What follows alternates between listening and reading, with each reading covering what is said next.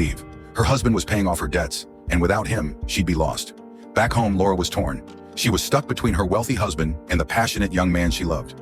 The next day, she made a bold decision. She called Mike, telling him to meet her at the beach. She was ready to do whatever it took to be with him. She was going to murder her husband and run off with Mike, to live freely, away from everything. Mike didn't flinch. He loved her and was all in. They met at the beach, ready to execute their plan. But just as they were about to make their move, her husband turned to her and said, "I don't want to die."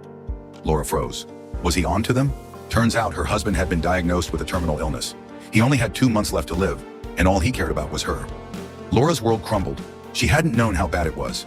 He had planned to give her everything, his wealth, his life.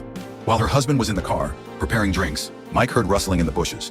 He instinctively backed off, but Laura's husband found Mike's lighter. When Mike was forced to show himself, her husband understood everything.